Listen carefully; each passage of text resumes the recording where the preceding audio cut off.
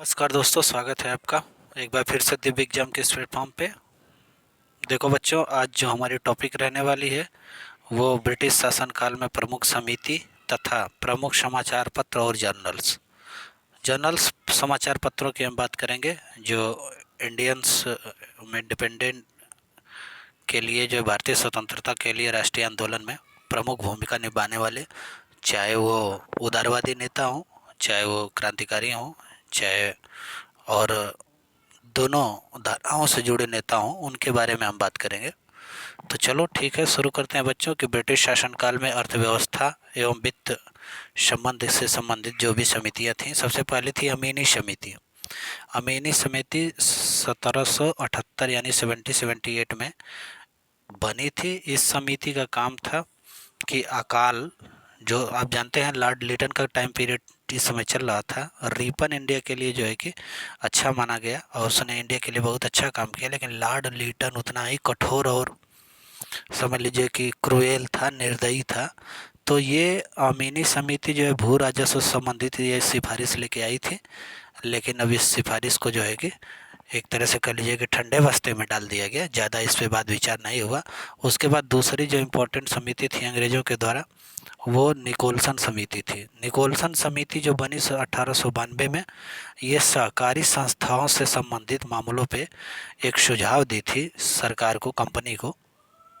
हालांकि इस सुझाव को भी नहीं माना गया, लेकिन समितियों के बारे में आप ध्यान दीजिएगा। फिर इसके बाद जो है कि तीसरी जो थी वो दत्ता समिति बनी थी 1905 में वस्तुओं की कीमत से संबंधित इसने अनुशंसा की थी। दत्ता समिति बार बार पूछता है, ध्यान रहे, ये समितियों को मैच द फॉलोइंग क्वेश्चन जो आता है इसमें पूछा जाता है। तो दत्ता समिति 1905 में बनी थी लॉर्ड कर्जन के टाइम पीरियड पे। उस समय बहुत ज़्यादा महंगाई थी, तो वस्तुओं की कीमत से संबंधित अनुशंसा इसने की थी। हालांकि इसकी भी सिफारिश को नहीं माना गया। और चौथी थी हालैंड समिति जो 1916 में बनी थी। इसने उद्योगों से संबंधित, भारत में उद्योगों से संबंधित कुछ सुझाव दिए थे, लेकिन इस सुझाव को भी नहीं माना गया सरकार द्वारा। सरकार जब मैं कहूँगा तो समझ लीजिए ब्रिटिश गवर्नमेंट की बात कर रहा हूँ। इन चारों समितियों का यह परिणाम रहा कि सरकार ने इसे ठंडे बस्ते में डाल दिया, हालांकि विचार विमर्श नहीं किया, इसका मतलब होता है। फिर मैक्सवेल ब्लूमफील्ड जांच समिति जो बनी वो 1928 में बनी थी। यह समिति बारदौली लगान की दरों में वृद्धि को अनुचित बताया। बारदौली के जो किसान आंदोलन कर रहे थे लगान वृद्धि के विरोध में, तो उसको इसने भी सही माना और कहा कि बारदौली में जो लगान आप लोगों ने वृद्धि की है वो गलत है, और लगान को 30% से घटा के 6% करने की सिफारिश की। सरकार ने इसकी समिति की सिफारिश को क्या कर लिया, स्वीकार भी कर लिया। बारदौली सत्याग्रह से कौन से नेता जुड़े रहे, इसको आप कमेंट करके ज़रूर बताइए। ठीक है बच्चों। नेक्स्ट है 6वां नंबर की लिथगो आयोग बना था। ये 1928 में बनाया। इस आयोग ने भूमि सुधारों से संबंधित कुछ सुझाव दिए भारत में। इस आयोग की सिफारिश 1929 में imperial council of agriculture research की स्थापना करके संपन्न हुई, यानी imperial council of agriculture research की स्थापना की गई। लिथगो आयोग भूमि से सुधारों से संबंधित एक सुझाव दिया था, 1928 में बनी थी। विटले तो नहीं है बच्चों, ट है यहाँ पे।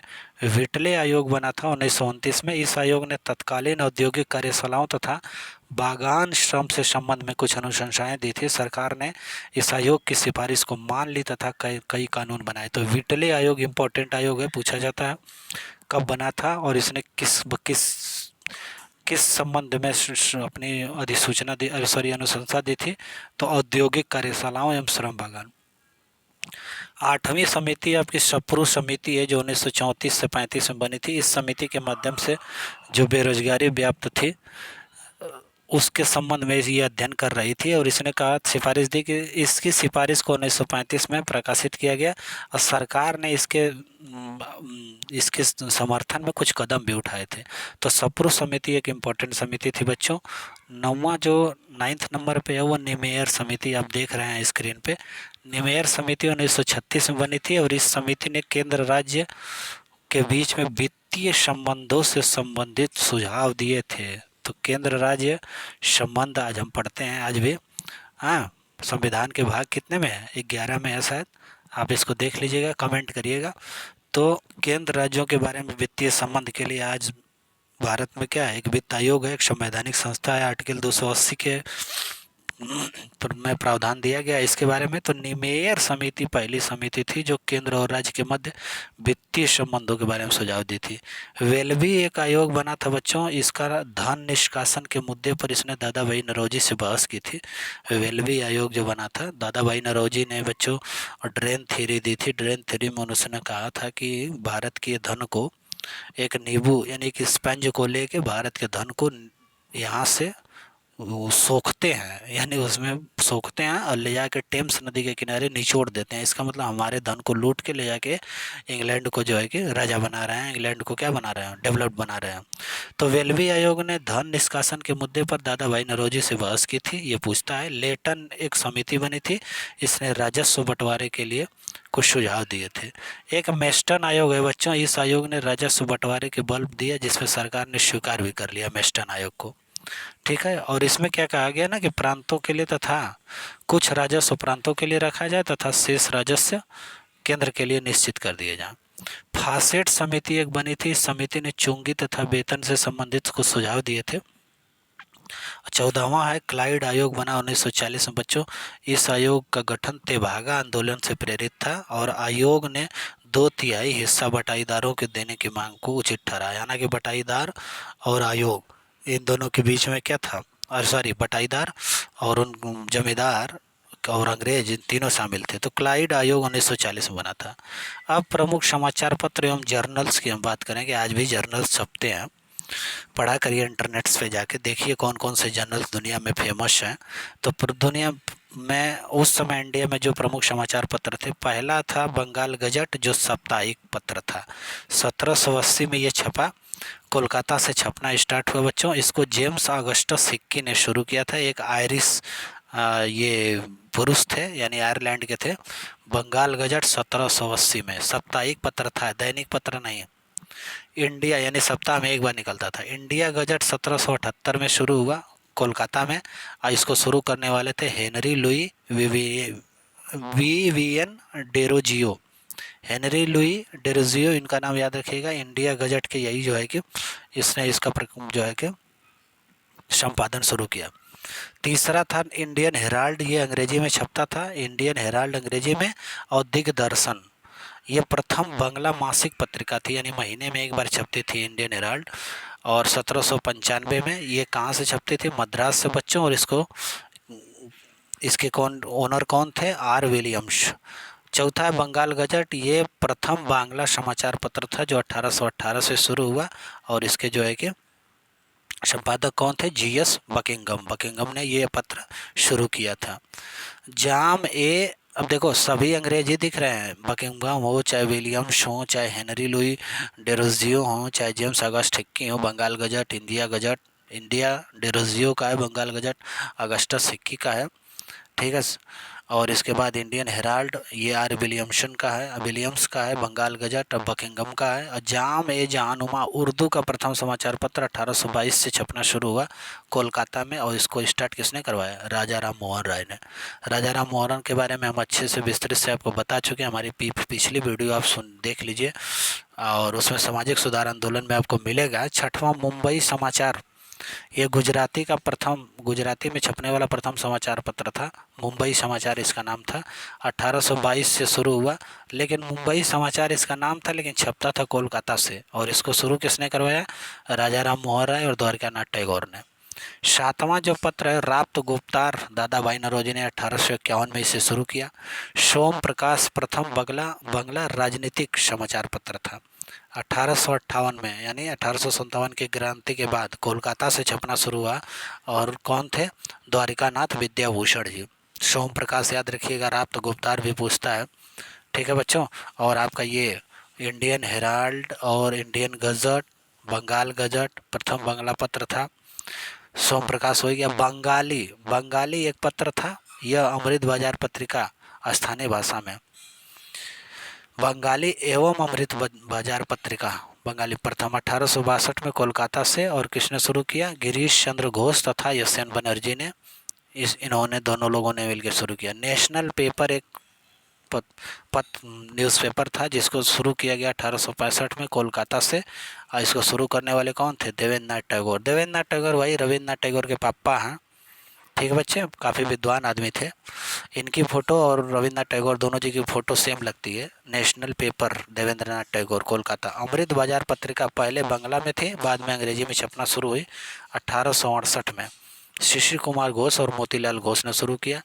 बंग दर्शन बांग्ला में छपने वाला पत्र था, 1873 में शुरू हुआ कोलकाता में। बंकिम चंद्र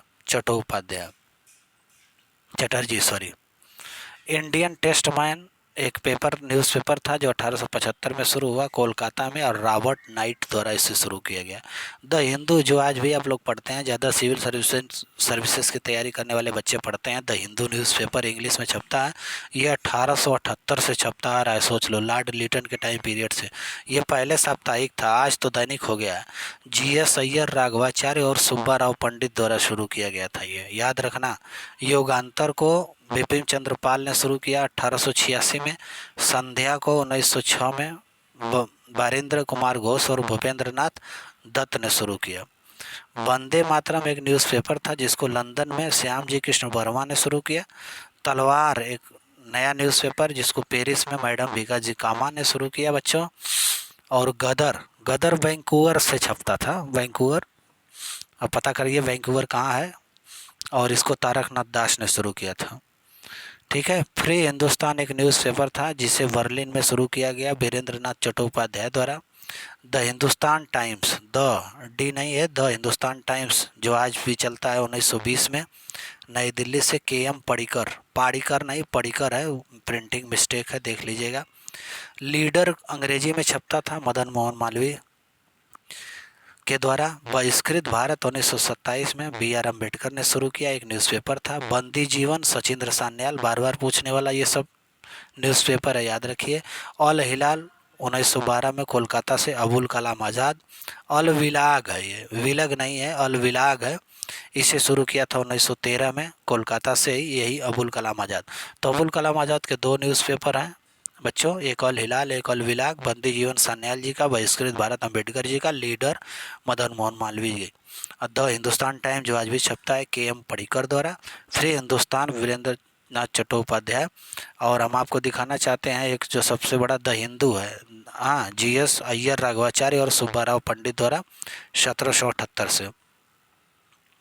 इसके बाद बच्चों देख लो, ये यंग इंडिया महात्मा गांधी और हिंदूलाल याग्निक के द्वारा। कॉमनवेल्थ 1915 में मद्रास से, तथा न्यू इंडिया 1915 में मद्रास से। ये दोनों कौन शुरू की थी? एनी बेसेंट, बार बार पूछता है। कॉमनवेल्थ और न्यू इंडिया की संपादक कौन रही? तो एनी बेसेंट जी। नेशनल हेराल्ड 1938 में छपना स्टार्ट हुआ, और इसके जो है कि कौन थे संपादक? ये जवाहरलाल नेहरू ने इसका कार्य शुरू करवाया था। ये नेशनल हेराल्ड केस भी अभी हाल ही में चल रहा था, आप लोग सुने होंगे, दिल्ली में इसका हेडक्वार्टर है, दिल्ली से ही छपता था। तो ये न्यूज़पेपर हैं जो मैच द फॉलोइंग क्वेश्चन में आते हैं। इन दोनों टॉपिक को ध्यान से पढ़िएगा, इनसे 1-2 मार्क्स के पक्का करीब करीब हर एग्ज़ाम में पूछ देता है। ठीक है बच्चों, बहुत बहुत धन्यवाद। एक बात और है कि इस चैनल को ज़्यादा से ज़्यादा शेयर करिए प्लीज़, इसके सब्सक्राइबरों की संख्या 200 के पार पहुंचाइए। आप लोगों से एक तरह से कह लीजिए गुजारिश है। बहुत बहुत धन्यवाद।